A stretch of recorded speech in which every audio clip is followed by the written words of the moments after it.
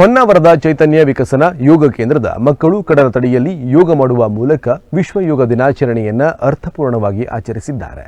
ಯೋಗ ಗುರು ಶ್ರೀಮತಿ ರಾಜೇಶ್ವರಿ ಹೆಗ್ಡೆಯವರ ಚೈತನ್ಯ ವಿಕಸನ ಕೇಂದ್ರದ ಮಕ್ಕಳು ವಿಶ್ವ ಯೋಗ ದಿನಾಚರಣೆ ನಿಮಿತ್ತ ಕಾಸರಗೋಡಿನ ಇಕೋ ಬೀಚ್ನಲ್ಲಿ ಅರುಣೋದಯದ ಸಮಯದಲ್ಲಿ ಯೋಗ ಮಾಡಿದ್ರು. ಯೋಗ ಗುರು ರಾಜೇಶ್ವರಿ ಹೆಗ್ಡೆಯವರ ಮಾರ್ಗದರ್ಶನದಲ್ಲಿ ಕರ್ವಾ ಸುತ್ತಮುತ್ತಲಿನ ವಿದ್ಯಾರ್ಥಿಗಳು ವಿವಿಧ ಆಸನಗಳನ್ನು ಮಾಡಿ ಗಮನ ಸೆಳೆದ್ರು.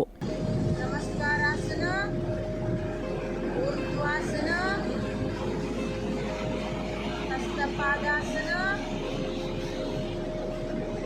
ಏಕಪಾದ ಪ್ರಸರಣಾಸನ, ಬಲಗಾಲು ಪಾದ ಪ್ರಸರಣಾಸನ, ಉದರಾಸನ,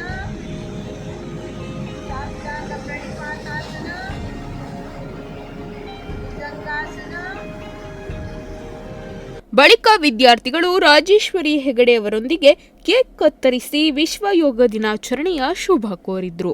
ಇನ್ನು ಯೋಗ ಗುರು ರಾಜೇಶ್ವರಿ ಹೆಗಡೆಯವರು ಕಳೆದೊಂದು ವರ್ಷದಿಂದ ಚೈತನ್ಯ ವಿಕಸನ ಯೋಗ ಕೇಂದ್ರದ ಮೂಲಕ ಹೊನ್ನಾವರ ಭಾಗದ ಮಕ್ಕಳಿಗೆ ಯೋಗಾಭ್ಯಾಸ ಮಾಡಿಸುತ್ತಿದ್ದು, ಮಕ್ಕಳಲ್ಲಿ ಆತ್ಮವಿಶ್ವಾಸ, ಶಿಸ್ತು, ತಾಳ್ಮೆ ಮತ್ತು ಏಕಾಗ್ರತೆ ಹೆಚ್ಚಿಸೋಕೆ ಯೋಗವೇ ರಾಜಮಾರ್ಗ ಅನ್ನೋದನ್ನು ನಿರೂಪಿಸಿ ತೋರಿಸುತ್ತಿದ್ದಾರೆ.